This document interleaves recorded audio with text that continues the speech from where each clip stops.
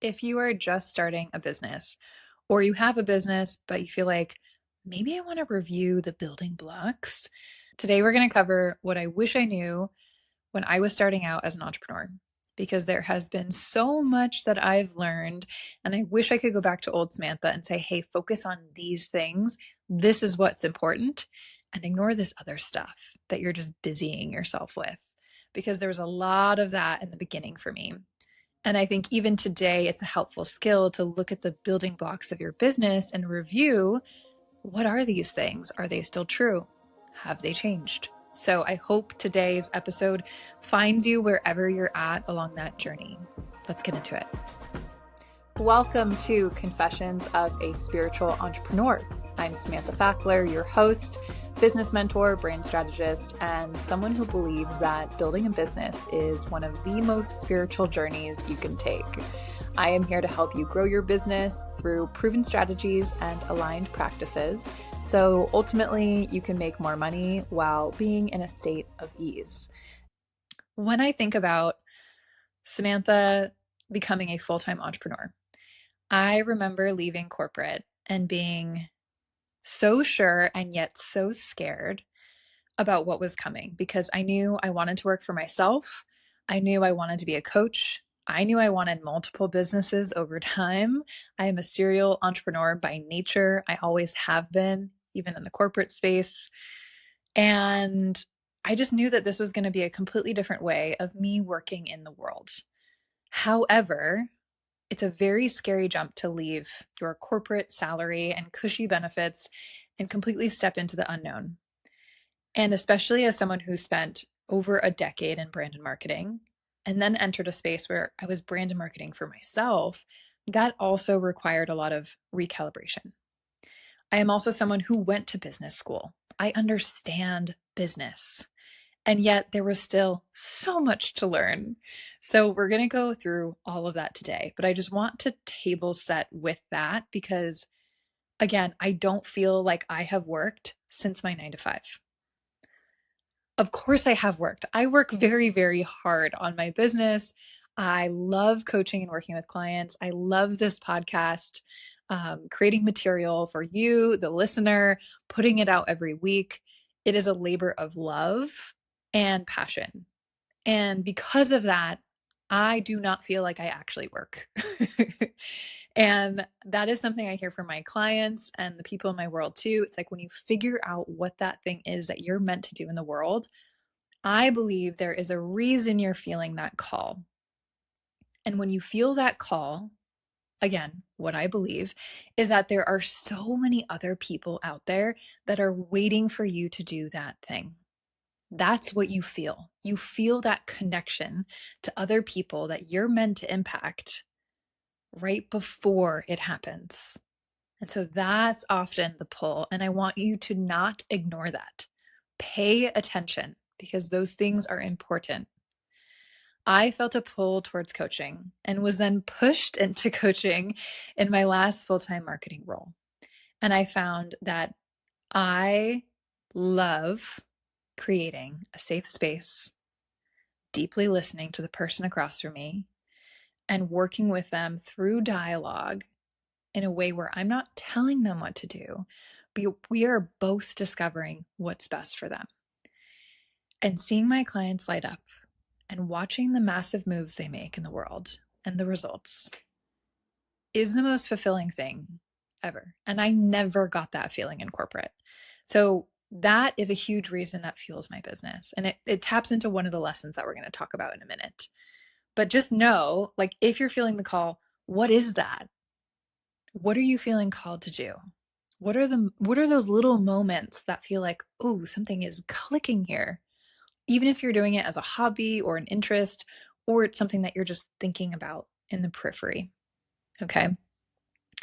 The very first thing, if I were to go back to Samantha and say, hey, get your shit together, in a very sweet, kind way, of course, would be number one, figure out your problem that you're solving for people. And again, this can be really hard if you're someone like a coach who has a quite nebulous issue, which is that you solve a lot of different problems for a lot of different people. So how do you articulate that? That is number one, because the faster you understand the problem you solve for people and how you communicate it, the faster you're going to see revenue start to come through the door. It is as simple as that. I wish it could be overcomplicated. I wish it was more complex and there was a 10-step system for, building a life, whatever, as an entrepreneur. It's just that simple. Start with that. Once you do that, what you're going to start to see is that you get more specific on your target audience over time. And this is the second big point here. You need to figure out who you solve that problem for. How does it affect their day-to-day life? And oftentimes we can solve problems for a lot of different people, but who do we solve it for best? And who do we enjoy working with best? Now, of course, this is going to differ. If you have a service-based business, you might be directly working with people. If you have a product, you might be releasing something for a market of people, right? A population, a type of person. Maybe they're a certain age or have a certain situation in their life where your product meets them there. It could be, they're at a picnic with friends and they want a clean, slightly alcoholic beverage, but nothing over 3%, right? That is a specific thing. And maybe this market is between 25 and 30. Okay, more specific. But guess what? The more specific you are in your target market, the more aligned and easy it becomes to reach them. If you are a creator, a public figure, and you're like, I don't know how to monetize my audience, but I create stuff and people love it. Who's your people? Who are they? What are they buying elsewhere? What are the problems that they come to your platform with? I promise you can figure out either a product or a service to serve that audience. You are going to learn more about your audience all the time. This never ends. This is a lesson that is perpetual. And there are so many tools out there to understand, who the people are that are coming into your world. You can do, I'll probably do another episode on this because I don't want to get lost in the sauce of market research, but just know that your target audience, knowing who you serve, that's number 2 in this list. Number 3, and this is a big one, self-awareness. And this is not going to be common in the business books, but the more that you get into business, the more you're going to see topics around understanding yourself, how you operate, understanding your relationship with trust, with fear, with doubt, because all 3 of those are absolutely going to rise up in your company at some point, if not day 1 or day 0. And I am really grateful that I've done so much work in this arena for a very long time, since I was in my teens, to be meditating, to be consciously understanding, how do I tick? And what are my ticks? Like, what is, if you've ever done PQ, it's like, what are my saboteurs? What are the inner things of me that might be causing some chaos or friction in my life? And how do I start to relate to them differently so that patterns loosen up? I don't react to things in the same way. Or at least I have a very aware lens of how I'm moving through the world. Because I guarantee you, once you start building, at some point you're going to probably want help in your business. This is a little clue or hint to one of the last lessons. And when you introduce people into your business, it's going to bring up so much. If you've ever experienced anything in your romantic relationships or friendships, guess what? They also tend to pop up in team relationships. If you have anything with control, so like me, I like to have control and consistency. I like predictability. But guess what? That gets tested when you bring people in because you have to trust them. And then it starts up this whole thing of trust and fear. And those are some of the biggest themes that every single founder runs into, whether they are just starting out creating a business from their kitchen counter or they're a literal billionaire. And I'm not kidding. It is that ubiquitous. So the more that you can check in with yourself, take care of your nervous system, get real with what is coming up and inquire into it, the better off you're going to be, the more successful you're going to be, the more revenue you're going to bring in. There's a direct line between all of those. A big part of this is just think about the way that you've set goals in the past. If you're stuck on something in your business, a marketing question, a messy offer, or you just need someone to help you think clearly, then a deep dive coaching session is for you. It's a one-time 60-minute call where you and I get to the root of what is not working and map out exactly what you need to do next. This is your chance to get the perspective of someone outside of your business who can see the whole system a bit more clearly. So if you'd like to book one of those with me, there are just a few open this month, and the link is in the show notes. Now, when we set goals, we say, hey, I really want to do this thing. And you're going to have so many goals in your business. And if you have a business, you know what I'm talking about. You have goals for the quarter, you have goals for the year. You might have goals in your head of like, oh, I really want to do this type of offer, or I really want to try doing a podcast, right? Or try writing a book. But if we just throw those out there without consciously looking at them or why we want those things, we might run ourselves into the ground trying to do too many things at once. So again, this is an example of where self-awareness comes in and says, hey, let's pause. Let's look at the plate that you have. What needs to be released? Where do you have room to bring something new in? What feels most aligned?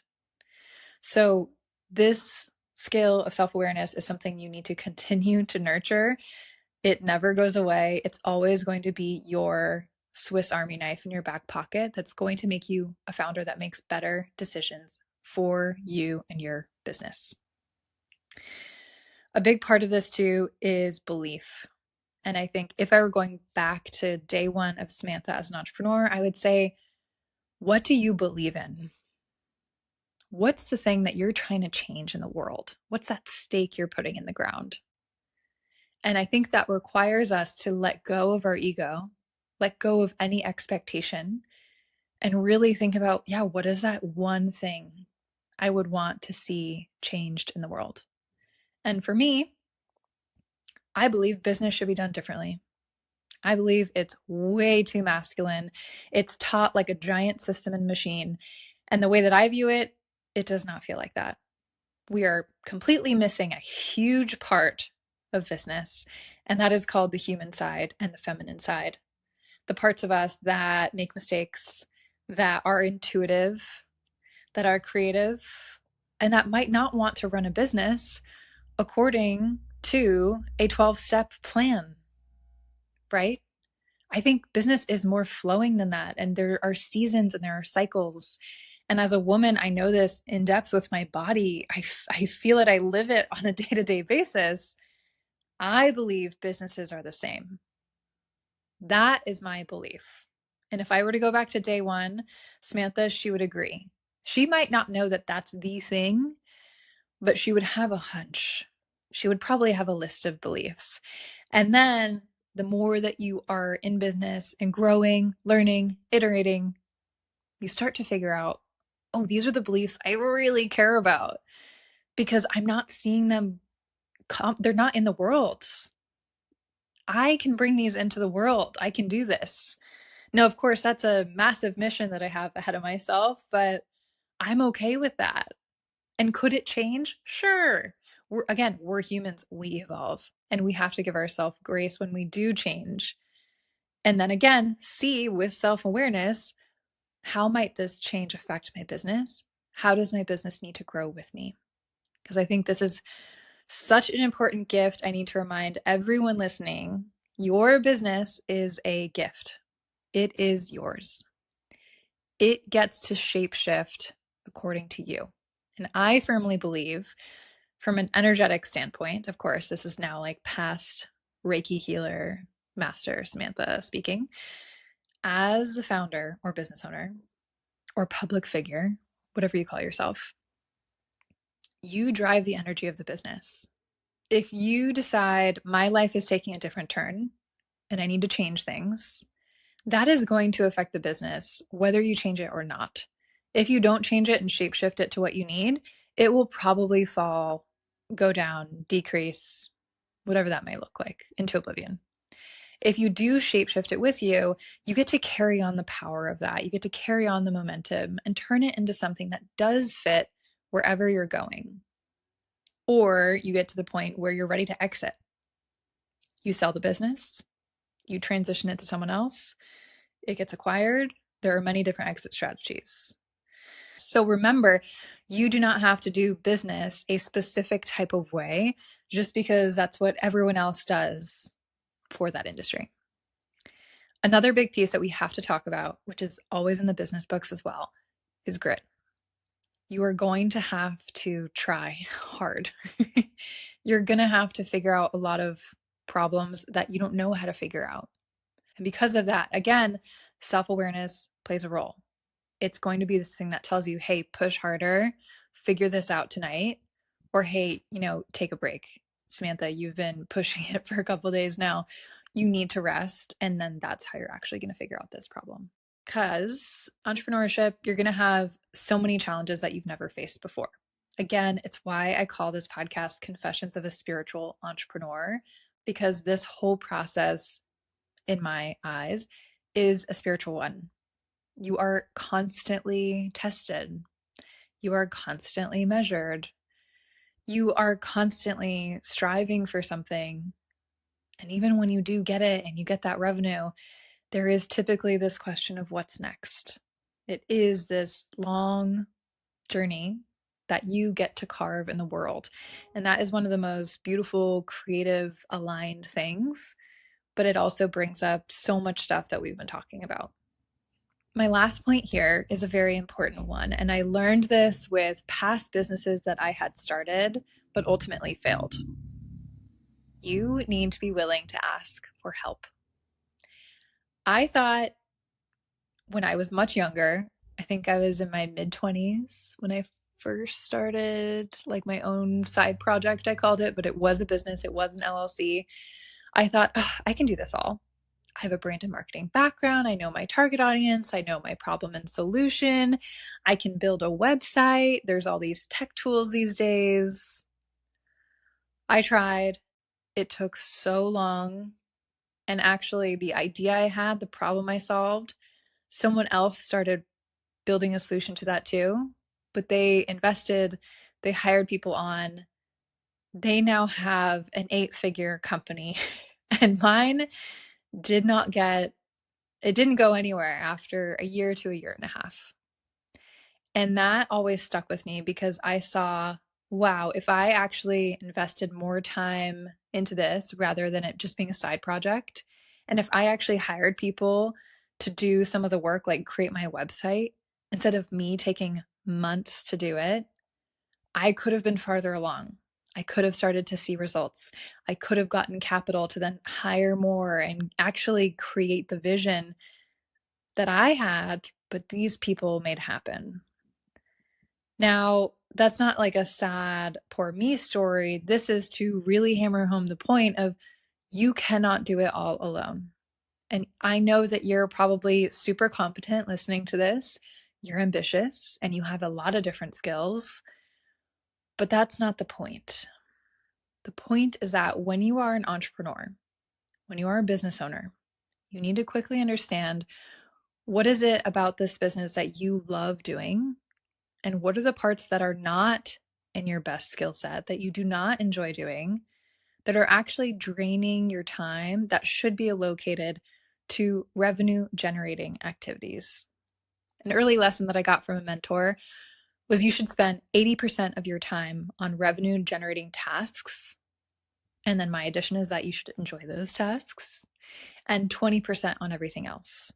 And then anything that doesn't fit those, you either delete it or you delegate it. And I do believe that's a great system generally, even though part of me resists like rigid numbers like that because I don't think they reflect true life. And things obviously change from time to time. But I think it is a great ballpark to shoot for.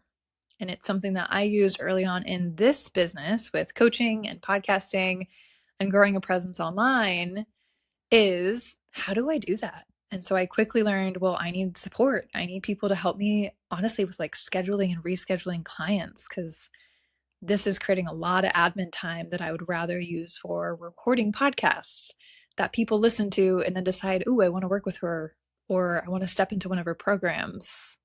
right? That's a revenue generating task. This podcast, a little meta, right? And so when I look at my business today, my time either goes towards working on the business, which I love and adore because I get to be a founder and think like you, think like a founder, make those decisions, work through these challenges, manage my team, continue to get to know my target audience, see how my brand and marketing is performing, adjust things over time. I also get to be a coach, which again, as you know from the top of the episode, it's where my heart is, it's where my purpose is, and it is the driving force of my business. And then I also love this podcast. I love creating material for listeners like you. I love sitting down and thinking through, okay, what's the thing that they can listen to that's really going to shift something for them, but that's also fun to talk about and produce and then put out in the world. So I feel like I've gotten my business to a point where I do love everything that I'm doing. And then, of course, the programs I teach, the brand edit, I love the brand edit because I get to play teacher and be in that role again.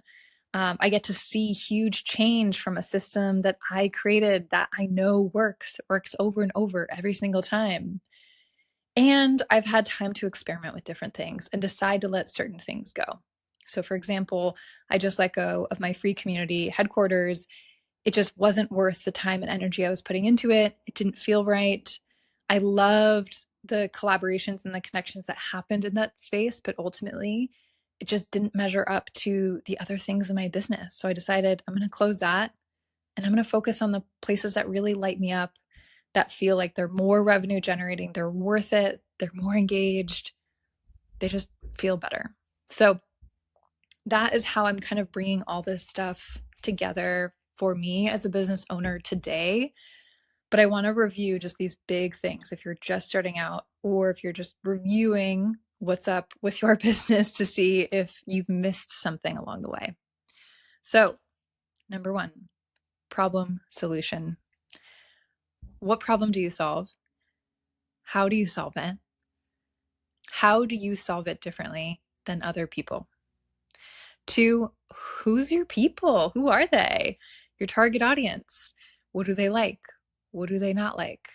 What's their day-to-day life like? The more you understand about them, the better you're going to be able to market whatever it is that you do, meaning you actually get to meet in the middle of you and them, and your product, your service, your platform grows. Three, self-awareness.